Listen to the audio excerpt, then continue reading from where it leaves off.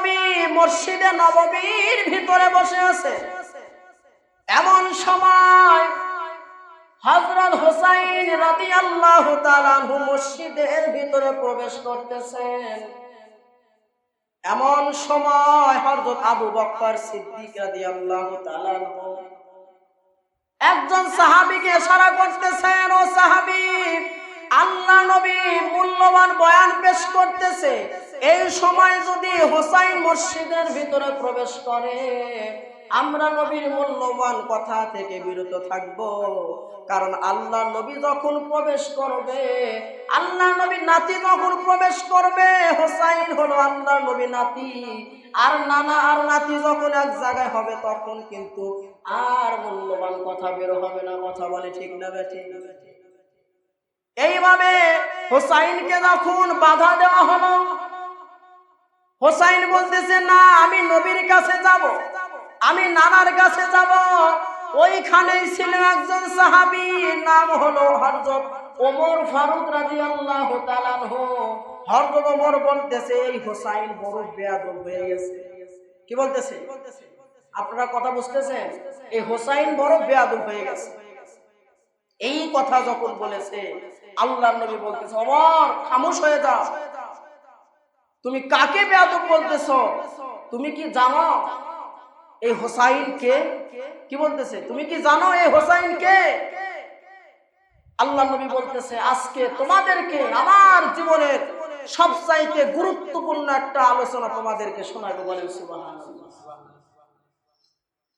হযরত ওমর বলতেছে, হুসাইন আপনার নাতি, আলীর ছেলে, একে আবার কেন চেনবো না? একে তো সবাই চেনে। বলতেছে, না, এ শুধু আলীর ছেলে না, আমার নাতি না। আমি মসজিদে নববীর ভিতরে বসে আছি, এমন সময় কোথায় থেকে যেন হযরত হুসাইন আমার কাছে দৌড়ে আসলো।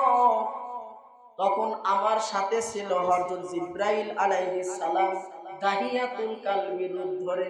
কার রূপ ধরে? দাহিয়াতুল কালবির সুরত ধরে আমার কাছে বসে আছে। এমন সময় হুসাইন দৌড়ে আসলেন, আমার কাছে এসে বলতেছে, নানা, মায়ের কাছে খাবার চাইলাম, মা খাবার দিতে পারলো না। মাকে বললাম, মা, নানার কাছে খাবার চাবো, নানা হয়তো আমাকে খাবার দেবে। মা বলতেছে, ও হুসাইন, তোমার নানা ক্ষুধার কারণে পেটে পাথর বেঁধেছে, তোমার নানার কাছে খাবার চেও না। নানা, আজকে আপনার কাছে আমি খাবার চাবো না, কিন্তু এই সাহাবী মাঝে মাঝে আপনার কাছে আসে, কি যেন কথাবার্তা বলে আবার চলে যায়। আজকে আপনার কাছে খাবার চাইবো না, এই সাহাবীর কাছে আমি খাবার চাই। বলেন সুবহানাল্লাহ। দাহিয়াতুল কালবি মনে করে হযরত হুসাইন যখন দৌড় দিয়া যাইয়া জিবরাইলের কোলের ভিতরে বসিয়া যখন দাড়িগুলো টানতেছে, এমন সময় জিবরাইল খালি ওসমস করতেছে। কি করতেছে? ওসমস তো বলতে মানে ভালো লাগতেছে। আল্লাহ নবী হুসাইন রাদিয়াল্লাহু তাআলা আনহুকে বলে, হুসাইন তুমি নেমে আসো। বলে, না না, আমি নামবো না যতক্ষণ পর্যন্ত খাবার না দেবে। এমন সময় জিবরাইলকে ডাক দেয়া, বলে, জিবরাইল, তুমি নড়াচড়া করো না, তুমি কি এই হুসাইনকে চেনো? বলেন সুবহানাল্লাহ। ইয়া রাসূলুল্লাহ, কেন চিনবো না? এ তো আপনার ছোট্ট নাতি হুসাইন। বলে, না না না, আমি নবী যখন সেজদায়, এই হুসাইন আমার পিঠের উপর উঠাইয়া বলতেছে, চল ঘোড়া, চল ঘোড়া, চল। এমন সময় যখন আমি তাকে পিঠের উপর থেকে নামাইতে যাই, আমার আল্লাহ ডাক দেয়া, বলে, ও রাহমাতাল লিল আলামিন, হুসাইন আপনার পিঠের উপর উঠেছে, আমি আল্লাহর কাছে অনেক ভালো লাগতেছে। ও আমার নবী, আপনি যেরকম আপনার নাতিকে ভালোবাসেন, আমি আল্লাহ তেমনি হুসাইনকে ভালোবাসি। বলেন সুবহানাল্লাহ। এমন সময় জিবরাইল বলতেছে, বলেন কি? আবার যখন খাবার চায়, ও নানার সাহাবী, খাবার দাও। কিন্তু আল্লাহর নবী তো জানে ফেরেশতারা খাবার খায় না, ঠিক কিনা বলেন? আল্লাহ ডাক দেয়া, বলে, জিবরাইল, আমার রহমাতাল লিল আলামিনের নাতি তোমার কাছে খাবার চাইছে, তুমি যদি খাবার না দিতে পারো হোসাইন বড় কষ্ট পাবে, ঠিক কিনা বলেন?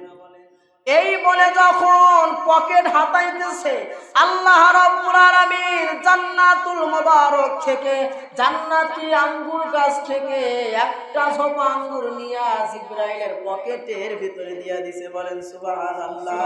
পকেটের ভিতর থেকে যখন আঙ্গুরের ঝোপাটা বের করার পরে নানাকে ডাক দেয়, বলে নানা আপনার সাহাবী বড় মিথ্যু।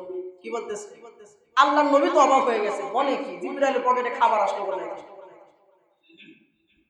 নানা আপনার সাহাবী আপনাকে খাবার দিবে না, একাই খাবে, সেই জন্য একাই পকেটে খাবার রাখছে।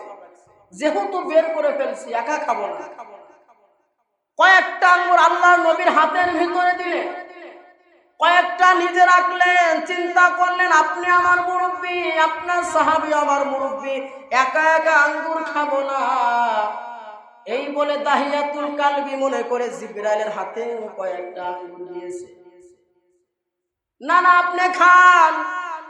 আল্লাহ নবী মুখের ভিতরে আঙ্গুর দেয় আর জিবরাইলের দিকে তাকায়া থাকে। জিবরাইল বড় মুসিবতে পড়ে গেছে, কেমনে খায় এইটা তো জিবরাইল জানে না, ঠিক কিনা বলে? এই বলে আল্লাহ ডাক দিয়া বলে, ও জিবরাইল, রহমাতাল লিল আলামিনের নাতি তোমাকে খাবার দিয়েছে, এইটা তুমি কিভাবে খাবা তুমি জানো না? তুমি হাতটা দিয়া মুখের ভিতরে দাও, ভিতরে ঢুকানোর দায়িত্ব আমি আল্লাহ নিয়ে নিলাম। বলেন সুবহানাল্লাহ। হে ওমর, তুমি যাকে বেয়াদব বলেছো, জীবনের প্রথম যিনি জিবরাইলকে খাবার খাওয়াইছে তিনি হলেন আমার হোসাইন রাদিয়াল্লাহু তাআলা। বলেন সুবহানাল্লাহ।